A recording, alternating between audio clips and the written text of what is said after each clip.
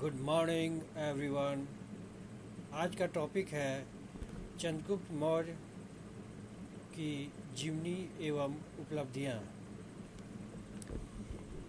जिस प्रकार मौर्यों की जाति के संबंध में अनेक मत प्रचलित है, उसी प्रकार चंद्रगुप्त मौर्य का प्रारंभिक जीवन भी किंवदंतियों पर आधारित है। बौद्ध ग्रंथों के अनुसार चंद्रगुप्त मौर्य के पूर्वज पिपलीवन के शासक थे। जब यह राज्य मगध साम्राज्य का शिकार बन गया, तब मौर्य कुल के व्यक्ति समान जीवन व्यतीत करने लगे। चंद्रगुप्त का बाल जीवन भी जंगलों में बीता। अपने पिता की मृत्यु के पश्चात अपनी माता के साथ वह मगध की राजधानी पाटलिपुत्र चला आया। चंद्रगुप्त बचपन से ही कुशाग्र बुद्धि का था। एक दिन राजकिलम खेल के दौरान चाणक्य की नज़र उस पर पड़ी। चाणक्य सुविख्यात शिक्षा केंद्र तक्षशिला का आचार्य था।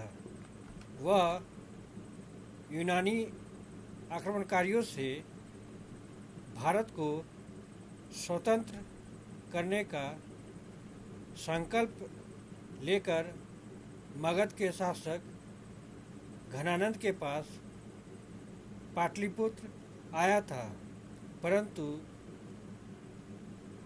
नंद राजा ने उसे अपमानित कर निकाल दिया।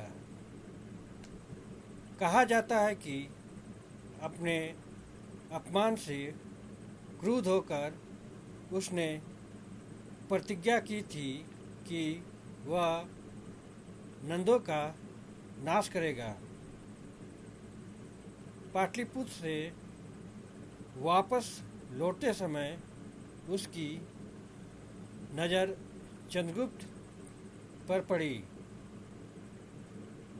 उसकी योग्यता से प्रभावित होकर वह उसे अपने साथ तक्षशिला ले गया एवं उसे समुचित शिक्षा दिलाकर उसी के द्वारा नंदों के विनाश की योजना उसने बनाई। अब देखते हैं चंद्रगुप्त मौर्य की उपलब्धियां। मौर्य वंश और मौर्य साम्राज्य का भारतीय इतिहास में एक प्रमुख स्थान है, क्योंकि इस वंश के शासकों ने भारत में न सिर्फ एक ऐसे विशाल साम्राज्य का निर्माण कर भारत को सर्वप्रथम राजनीतिक एकता प्रदान की, जिसकी समानता न तो इससे पहले और न बाद में मध्य युग तक अन्य कोई भारतीय शासक कर सका। अपितु शासन व्यवस्था और शासकों की जन कल्याण की भावना भी इस साम्राज्य के निर्माताओं की अपनी एक विशेषता रही।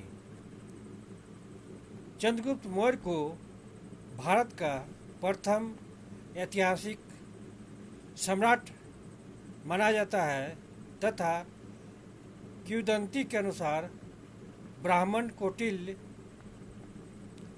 उसका परामर्शदाता और मार्ग निर्देशक था।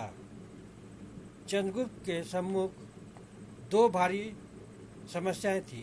प्रथम, नंद वंश का अंत करके देशवासियों को अत्याचारी शासन से मुक्त कराना। द्वितीय, विदेशी शासन का अंत करके देश की स्वतंत्रता की रक्षा करना।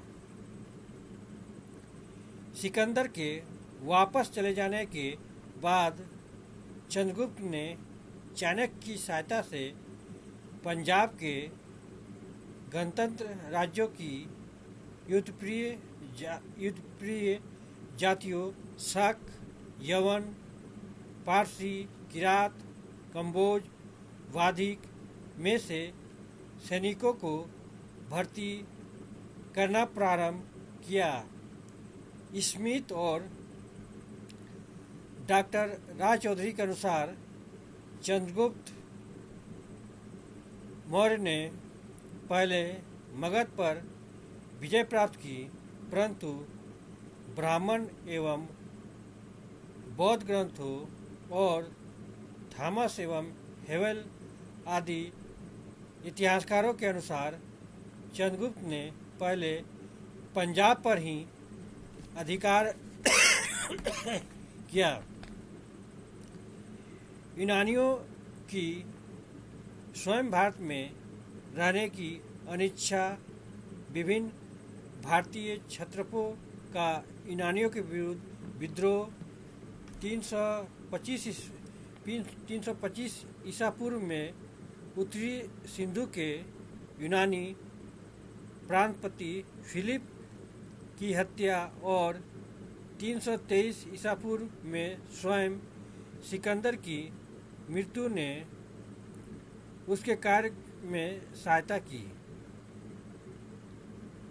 डवाडोरस के अनुसार चंद्रगुप्त मौर्य प्रथम प्रयत्न में संभवतः केवल झेलम तक का प्रदेश ही अधीन कर सका था, क्योंकि सिंधु नदी एवं झेलम का तटीय पंजाब का प्रदेश 321 ईसा पूर्व में पोरस एवं आम्भी को शासन के लिए सौंपे गए थे। कुछ प्रारंभिक विजय के पश्चात 322 ईसा पूर्व में 25 वर्ष की उम्र में चंद्रगुप्त ने स्वयं को राजा घोषित किया। भारत से यूनानी आधिपत्य पूर्ण रूप से 317 ईसा पूर्व में समाप्त हो गया तथा संपूर्ण सिंध तथा पंजाब पर चंद्रगुप्त ने अधिकार कर लिया। पंजाब और सिंध को आधार बनाकर चंद्रगुप्त ने मगध को जीतने का प्रयत्न किया। चंद्रगुप्त और नंद वंश के अंतिम राजा के बीच चला संघर्ष मिलिंदपनो, मुद्रा राक्षस, महावंशिका और जैन परिशिष्ट पर्वन में मिलता है। आंतरिक विद्रोह एवं कुचक्रों का सहारा लेकर घनानंद को समाप्त करने के प्रयत्न में संभवतः उसे 1 या 2 बार असफलता प्राप्त हुई, किंतु अंततः एक भीषण युद्ध के पश्चात उसने घनानंद को परास्त करके मगध पर अधिकार कर लिया। घनानंद की अयोग्यता, अपने नागरिकों में उसकी अप्रियता, चाणक्य की कूटनीति और चंद्रगुप्त का रण कौशल नंद वंश के पतन का कारण बनी। मगध को जीतकर 321 ईसा पूर्व में चंद्रगुप्त मौर्य ने नंद के सिंहासन पर बैठा और पाटलिपुत्र को अपनी राजधानी बनाया। जिस समय चंद्रगुप्त मौर्य मगध राज का विस्तार करने में व्यस्त था, तभी सिकंदर के पूर्वी साम्राज्य का उत्तराधिकारी सेल्यूकस भारत के यूनानी साम्राज्य को पुनः प्राप्त करने हेतु आगे बढ़ा।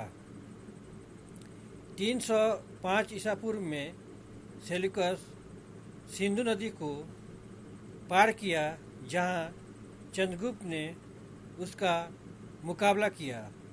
युद्ध का फल सेल्यूकस के प्रतिकूल रहा और इसके पश्चात चंद्रगुप्त और सेल्यूकस के बीच जो संधि हुई, उसके अनुसार चंद्रगुप्त को एरियाना प्रदेश के एरिया, जो वर्तमान में हेरात कहलाता है, और कोसिया, वर्तमान में कांधार कहलाता है, मैनेसिया, वर्तमान में इसको हम लोग बलूचिस्तान के नाम से जानते हैं, और प्रोपनिसदाई, वर्तमान में इसे हम काबुल के नाम से जानते हैं, के क्षेत्र प्राप्त हो गए। इसके अतिरिक्त अशोक के शिलालेखों के अनुसार यवन और गांधार भी मौर्य साम्राज्य के अंग थे। इस प्रकार चंद्रगुप्त को संपूर्ण आधुनिक अफगानिस्तान और बलूचिस्तान प्राप्त हुआ और उसके राज्य की सीमाएं पर्सिया से मिलने लगी। चंद्रगुप्त ने इस प्रकार उस वैज्ञानिक सीमा को प्राप्त कर लिया था जिसे न तो मुगल सम्राट ही कभी पूर्ण रूप से प्राप्त कर सके और न अंग्रेज ही। सेल्यूकस और चंद्रगुप्त के बीच वैवाहिक संबंध स्थापित हुआ। चंद्रगुप्त ने सेल्यूकस को 500 हाथी भेंट किए। सेल्यूकस ने मेगास्थनीज को चंद्रगुप्त के दरबार में अपना राजदूत नियुक्त किया और उसने सदैव अच्छे संबंध रखे। उत्तरी पश्चिमी सीमा को सुरक्षित करने के पश्चात चंद्रगुप्त ने प्लूटार्क के अनुसार 6 लाख सैनिक लेकर पश्चिमी एवं दक्षिणी भारत की ओर सफल अभियान किया। रुद्रदामन के जूनागढ़ अभिलेख से ज्ञात होता है कि चंद्रगुप्त मौर्य का प्रांतपति पुष्यगुप्त सौराष्ट्र पर शासन करता था। चंद्रगुप्त ने इस प्रकार सौराष्ट्र और उसके बीच में पड़ने वाले मालवा और अवंती को अपने राज्य में सम्मिलित कर लिया था। बम्बई के थाना जिला के सोपारा नामक स्थान से प्राप्त अशोक के शिलालेख से ज्ञात होता है कि सोपारा भी चंद्रगुप्त के अधीन रहा था।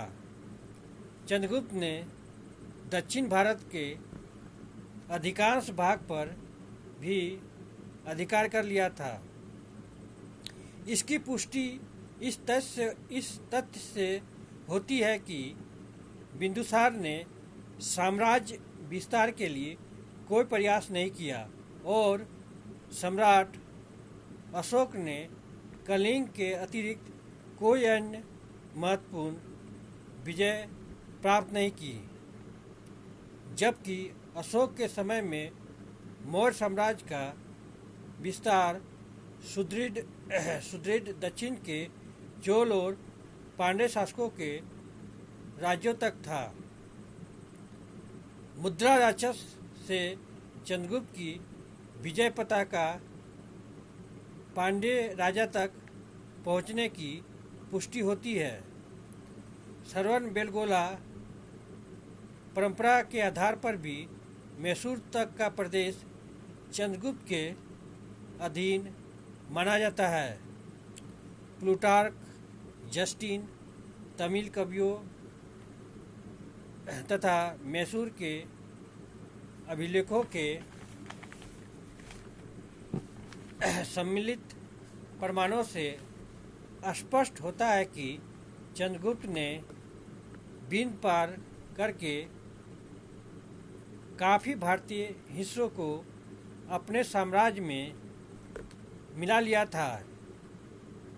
इस प्रकार चंद्रगुप्त के साम्राज्य का विस्तार पश्चिम में हिंदकुश पर्वत से पूर्व में बंगाल की खाड़ी तक तथा उत्तर में हिमालय की श्रृंखलाओं से दक्षिण में मैसूर तक था। जस्टिन ने भी उसे संपूर्ण भारत का सम्राट माना है।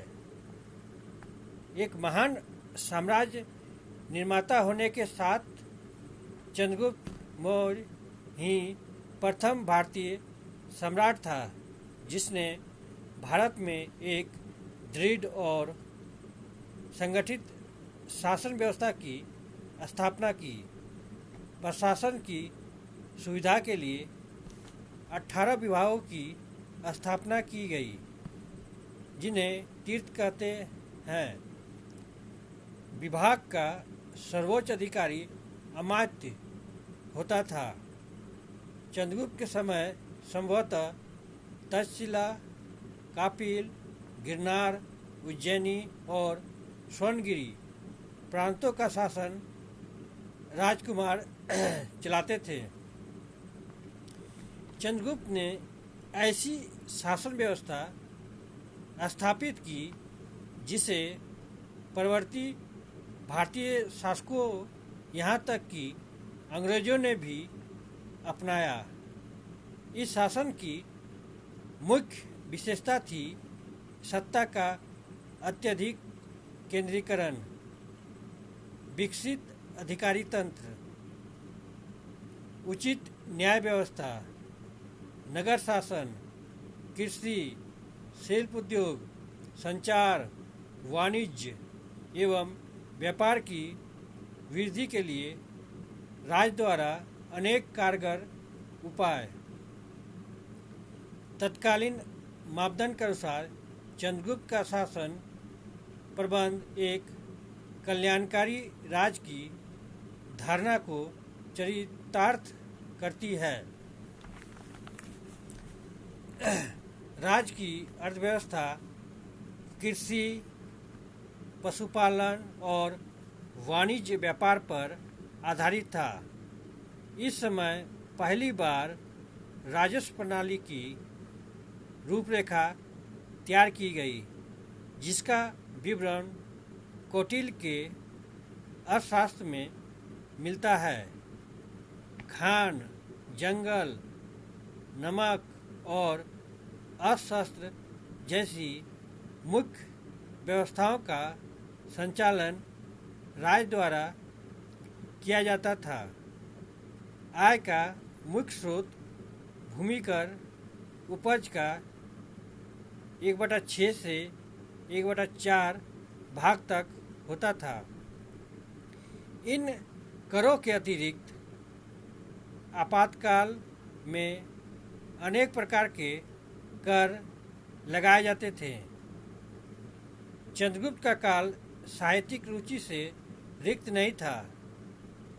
अर्थशास्त्र और जैन कल्पसूत्र की रचना इसी काल में हुई थी। विद्वानों से उसका संपर्क था। इसका प्रमाण यह है कि कौटिल्य और भद्रबाहु जैसे महापंडित उसके मित्र थे। चंद्रगुप्त मौर्य प्रथम व्यक्ति था जिसने भारत के बड़े भूभाग को यूनानी आधिपत्य से मुक्त कराया और सर्वप्रथम भारत को राजनीतिक एकता प्रदान की। यह एक महत्वपूर्ण उपलब्धि थी क्योंकि उसे राज सिंहासन उत्तराधिकार में नहीं मिला था। यह चंद्रगुप्त की जनहितकारी शासन प्रणाली ही थी कि मौर्य शासक विस्तृत साम्राज्य को संगठित रख सके और भारत को राजनीतिक एकता प्रदान करने में सफल हुए। चंद्रगुप्त ने साम्राज्य की स्थापना उसके सभी लोक समुदायों के लिए पूर्ण सांस्कृतिक स्वतंत्रता, उनकी विभिन्न रीति रिवाजों, भाषाओं तथा उसके धर्म के प्रति सम्मान और उनके सामाजिक, धार्मिक आदि उन सभी अधिकारों की रक्षा के आधार पर की, जिसके कारण लोक समुदाय की एकता स्थापित होती है। भारत में चक्रवर्ती सम्राट के आदर्श की पूर्ति करने वाला पहला शासक चंद्रगुप्त मौर्य था। इन्हीं शब्दों के साथ मैं अपने टॉपिक को यहीं विराम देता हूँ। अगर आप लोग को इस टॉपिक से संबंधित कोई भी प्रश्न हो तो आप लोग कमेंट बॉक्स में जाके अपना प्रश्न पूछ सकते हैं। Thank you. जय हिंद।